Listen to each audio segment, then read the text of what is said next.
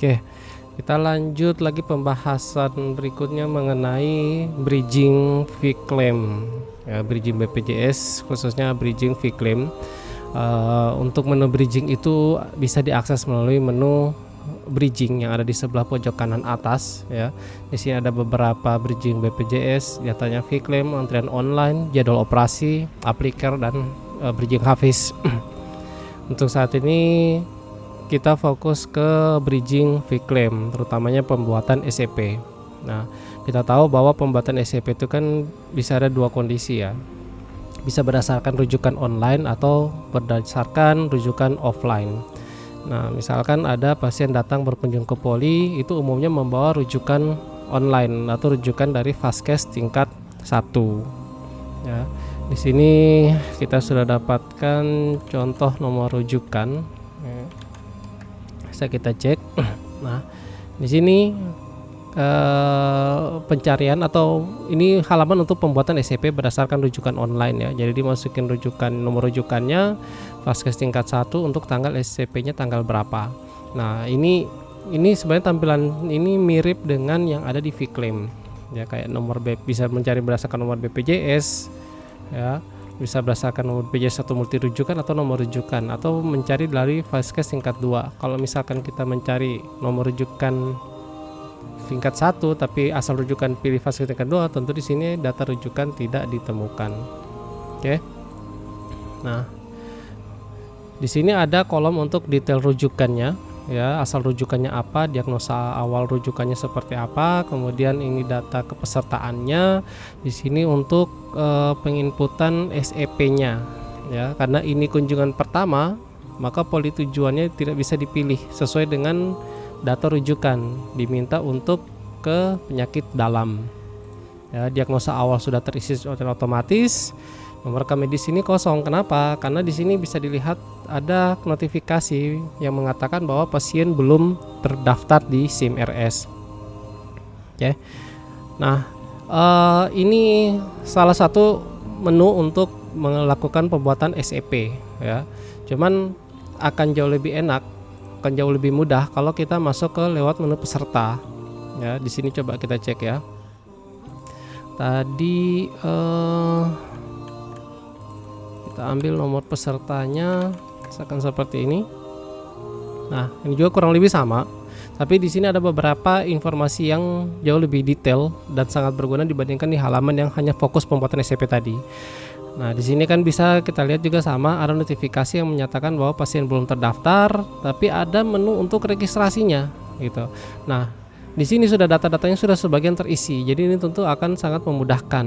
Tidak perlu lagi diketik dari nol ya. Semua data-datanya tinggal dilengkapi dengan alamat dan data keluarga. Oke. Nah, kemudian ini misalkan kita simpan aja ya. Tempat lahir. Ketik aja nomor telepon. Ini sayangnya datanya nggak ada di sini ya. Nah, kemudian kita skip aja.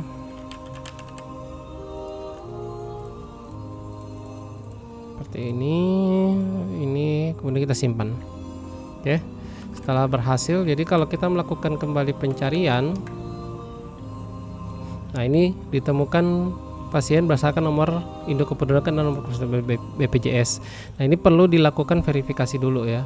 Kenapa? Karena bisa jadi ada beberapa kasus pasiennya siapa, nanti begitu lakukan pencarian yang keluar pasiennya siapa, karena ada tertukar data nomor BPJS-nya biasanya seperti itu.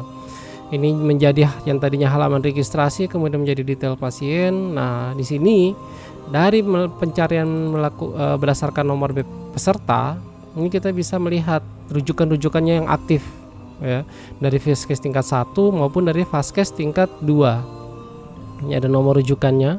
Kalau mau dilihat secara detail rujukannya bisa diklik, nanti terbuka untuk pembuatan data rujukannya serta pembuatan SCP-nya, ya kan? Kalau di sini ini adalah untuk riwayat SCP-nya ya, termasuk SCP dari Vaskes tingkat 2 lainnya itu akan keluar di sini.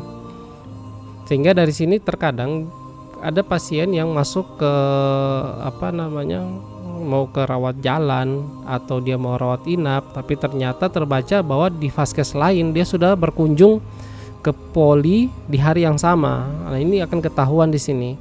Termasuk kalau dia sudah pulang tapi ternyata dari rumah sakit sebelumnya status SCP-nya belum dipulangkan, itu pun kan kelihatan nanti di sini. Ya, kayak gitu. Cuman di sini memang perlu diperhatikan hanya menampilkan SCP yang diterbitkan 90 hari sebelumnya. Kalau pengen melihat yang di atasnya itu lebih dari itu nanti bisa lewat sini monitoring data kunjungan atau histori pelayanan, ya. Seperti itu. Kemudian di sini ada list untuk surat kontrol atau SPRI yang sudah diterbitkan. Kemudian ada beberapa menu mulai dari pengajuan persetujuan SCP. Ini biasanya digunakan untuk yang poli-polik yang wajib untuk fingerprint, ya. Kemudian ini untuk pembuatan SCP rujukan offline. Di sini pembuatan untuk SPRI, surat perintah rawat inap. Nah, karena ini adalah kunjungan pertama, maka kita masuk dulu dari rujukan, ya. Diklik nomor rujukannya, kemudian akan terbuka di sini. Di sini juga sama, notifikasi bahwa sudah terdaftar. Nah, ini tinggal dilengkapi, ya, penyakit dalam. Nah, di sini nomor rekam medis sudah terisi. Kenapa? Karena pasien sudah terbaca di SIM-RS dan sudah mendapatkan nomor rekam medis. Diagnosa awal sudah terisi sesuai dengan diagnosa rujukannya. Penyakit dalam ini tinggal kita klik cari untuk DPJP-nya. Oke. Nomor teleponnya nanti bisa diisi saja. Kemudian ini SCP biasa, bukan kecelakaan lalu lintas, pembuat SCP. Nah, ini untuk keperluan tanda tangan keluarga pasien. Jadi kalau rumah sakit yang bisa menyediakan fasilitas untuk supaya pasien bisa melakukan tanda tangan di sini secara langsung, maka ini bisa digunakan. Karena ini juga nanti ada kaitannya dengan berkas untuk klaim BPJS. Jadi SCP itu tidak perlu lagi dicetak, sudah bisa langsung ditarik dari SIM-RS dalam bentuk PDF, digabung dengan berkas-berkas lain untuk klaim ke BPJS. Jadi nggak perlu lagi dicetak, tanda tangan, di-scan lagi, ini merepotkan, ya. Oke, kemudian catatan. Nah, di sini ada opsi untuk apakah pasien sekaligus mau diregistrasi kunjungan ke poli atau tidak. Kalau tidak, berarti sampai dengan tahap ini ketika disimpan hanya akan terbentuk SCP, ya. Tapi kalau kita pilih ya, maka ini juga akan lanjut ke pendaftaran poli rawat jalan, ya, seperti itu. Ini kita pilih tidak aja. Kemudian coba kita klik simpan, maka akan terbentuklah SCP-nya. Sudah ada tanda tangannya. Kalau mau dicetak bisa, atau mau ditutup pun bisa, tidak ada masalah, ya. Jadi ini SCP-nya sudah tercetak, sudah terbuat maksudnya. Kalau kita kembali ke halaman sini, kemudian kita coba refresh lagi, kita cari. Nah, riwayat SCP-nya ini ada ke penyakit dalam, ya, dengan diagnosa apa, tanggal berapa, berdasarkan nomor rujukan, ya. Ini untuk yang contoh rujukan dari vaskes tingkat 1. Kemudian untuk pasien-pasien yang sudah terdaftar, misalkan seperti ini kan dia sudah terdaftar. Nah, dari menu pasien ini kita bisa melakukan pengecekan juga, cek kepesertaan atau rujukan. Tapi syaratnya hanya untuk pasien yang punya nomor BPJS-nya. Jadi kalau ini yang tidak ada, tidak keluar dia menunya. Oke, kita cek. Jadi ketika pasien diminta kontrol, balik lagi, nah ini akan tinggal masuk dari menu pasien tadi. Jadi tidak perlu lagi capek-capek untuk mengetikkan nomor pesertanya, apalagi untuk melakukan pencarian nomor rujukan. Oke. Nah, setelah pasien melakukan pemeriksaan, kemudian diminta kontrol oleh dokter, ini dari menu riwayat SCP kita bisa bikin buat surat kontrol. Oke, buat rujuk keluar atau buat rujuk balik. Dari sini kita buat surat kontrol. Tanggal rencana kontrolnya mungkin diminta besok misalkan, ke poli penyakit dalam, ya, dokter yang meminta siapa, ya, kemudian klik simpan. Nah, ini terbentuklah surat kontrolnya. Ini bisa juga langsung dicetak, ya. Nah, kalau kita kembali lagi ke halaman yang tadi, coba saya refresh. Surat kontrol ini sudah ada. Ya, surat kontrol rawat jalan, siapa DPJP yang menerbitkan, polinya dari mana, ke poli mana, terbit SCP belum. Kalau ini kita klik, nah ini akan masuk ke detail surat kontrolnya. Bisa untuk dihapus kalau memang ternyata ada kesalahan, bisa dilakukan update perubahan ya. Tanggal rencana kontrol tidak boleh bekerja tanggal SCP, iya, karena tanggal SCP nya tanggal hari ini, tidak mungkin kita bikin kontrol untuk hari ini ya. Tadi juga untuk detail SCP nya bisa diklik nomor ini. Nah ini bisa kita cetak lagi dari sini. Kalau rawat inap bisa kita lakukan update pulang. Kalau terjadi kesalahan kita bisa melakukan hapus SCP ya. Ada juga edit SCP di sini. Kemudian ini menu untuk integrasi InasiBGIS. Jadi ini sebenarnya tidak ada yang baru, sama persis isian-isiannya dengan yang ada di Vclaim. Jadi petugas-petugas pembuat SCP, petugas Vclaim harusnya sudah cukup familiar ya dengan inputan-inputan seperti ini. Cuman ada beberapa hal yang perlu dijadi catatan bahwa sampai dengan saat ini bridging Vclaim ini masih versi 2, sedangkan Vclaim itu sudah versi 3. Jadi memang ada beberapa alur atau kondisi yang di Vclaim itu bisa membuat SCP, sedangkan di bridging tidak bisa. Salah satu contohnya itu ketika terjadi masalah dengan kartu peserta. Pesertanya misalkan tidak aktif, entah itu karena denda atau karena karena faktor yang lain. Jadi ketika hari ini misalkan statusnya tidak aktif dan dia masuk untuk rawat inap, tentu kan tidak bisa dibuat dan dikasih waktu maksimal sampai 3 hari. Nah besoknya misalkan sudah aktif, sudah dibayar dendanya, sudah aktif, ketika mau bikin SCP tentu kita bikin SCP tanggalnya tanggal kemarin. Yaitu ketika mau bikin SCP tanggal kemarin itu masih terbaca status peserta tidak aktif kayak gitu. Sedangkan kalau kita cek di detail peserta kayak gini, statusnya sebenarnya aktif. Karena pengecekan status peserta itu per hari ini. Tapi ketika kita mau buat Vclaim, kita mau buat SCP, kita pilih tanggalnya ya. Pilih di sini kan ada pemilihan tanggalnya. Nah, ketika kita pilih tanggalnya itu akan terbaca status peserta kemarin, yang mana kemarin itu memang tidak aktif. Jadi seperti itu. Nah, itu akan tertolak. Pertama, ketika kita mau bikinkan SPRI-nya. Oke, tadi saya coba refresh lagi. Nah, di sini ada pemberitahuan peserta sudah diterbitkan SCP hari ini di Vaskes mana, rawat jalan, poli penyakit dalam spesialisasinya. Nah ini pemberitahuan cukup penting karena jangan sampai terjadi irisan ya. Jadi pasien sudah masuk, biasanya ada beberapa kejadian atau kasus pasien pagi harinya berkunjung ke poli di salah satu rumah sakit, kemudian malamnya dia ke klinik menggunakan klinik yang termasuk vaskes tingkat lanjut. Nah, ketika SCP-nya diproses, yang terjadi adalah klinik tidak bisa mengklaim kunjungan SCP tersebut. Kenapa? Karena di hari itu pasien sudah berkunjung di poli sebelumnya. Nah, dengan adanya seperti ini pemberitahuan, nah ini pihak klinik bisa melakukan penolakan terhadap pasien bahwa karena pasien sudah sudah menggunakan SCP sebelumnya, sudah diterbitkan SCP sebelumnya. Begitu juga nanti ketika pembuatan SCP rawat inap,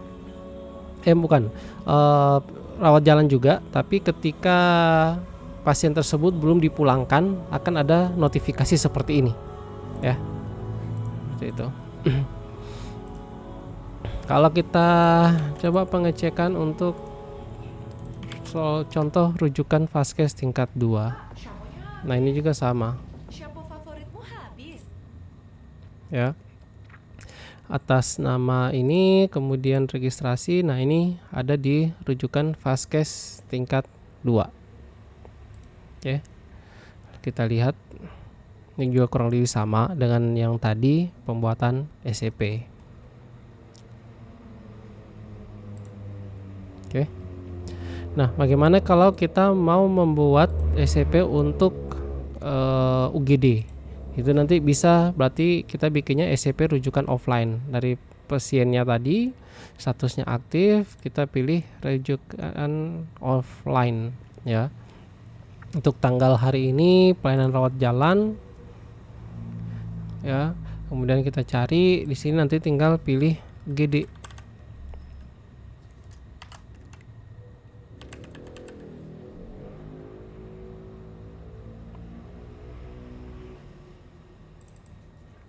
UGD apa ya? GD kali ya. Ya, instalasi gawat darurat.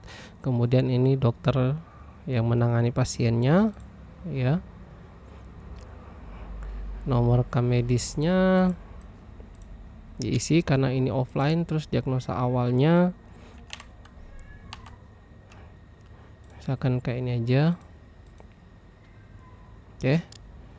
Ketika simpan, invalid, cek data peserta ya. Data pesertanya ini data dari tempat lain, jadi tidak bisa digunakan untuk membuat SCP gawat darurat. Kalau misalkan kita pakai yang ini aja ya. Kemudian rujukan offline.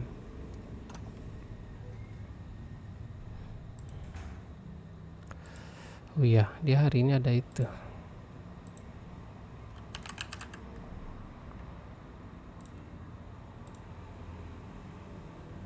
Ini datanya sudah ada semua.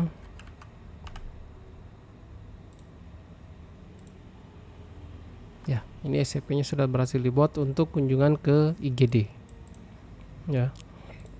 Kalau ternyata pasien diminta untuk rawat inap, kita bisa ke buat SPRI dulu. Kemudian spesialisnya misalkan bedah, dokternya siapa, kemudian kita simpan. Ini untuk pembuatan SPRI-nya ya, surat perintah rawat inap. Dari situ kemudian kita bisa melakukan sama kayak tadi, pembuatan SCP rawat offline, kemudian tapi pelayanannya rawat inap. Nah, ini juga sama, notifikasi, nomor rujukannya ya, kemudian diagnosanya, nanti surat kontrolnya seperti ini. Nah, ini kita ambil yang SPRI. Jadi ini nomor surat kontrolnya tidak diisi manual ya. Jadi kalau sudah dibuatkan seperti tadi, tinggal diklik saja, nanti akan dicari, akan di load di sini daftar SPRI atau surcon yang berkaitan dengan si peserta. Kita pilih yang ini, otomatis dokter yang menerbitkan siapa juga keluar. Kemudian klik simpan, keluar untuk SEP rawat inap ya. Kalau kita lihat cek ininya, ini yang tadi SPRI, SCP sudah terbit ya. Kemudian rawat inap kelas 3 tanggal 27 Februari. Yang ini IGD-nya, ini penyakit dalamnya. Kalau ternyata pasien sudah pulang, nanti bisa diupdate pulang di sini.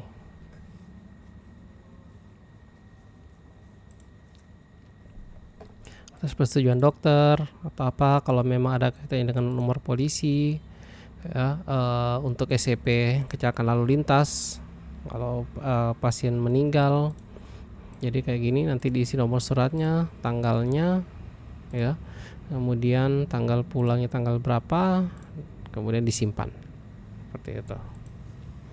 Oke, sekian dulu untuk pembuatan SCP. Kalau untuk SCP rawat jalan berdasarkan surat kontrol itu nanti berikutnya kita bisa buat, karena ini masih di hari yang sama, jadi belum bisa diproses contohnya ya. Tapi sampai dengan saat ini untuk pembuatan SPRI sudah, surat kontrol pun sudah, SCP rawat inap, rawat jalan, kemudian dan UGD pun sudah masuk ya. Nanti untuk kepastiannya bisa di cross check ke Vclaim seperti itu. Oke, terima kasih atas perhatiannya, sampai berjumpa lagi.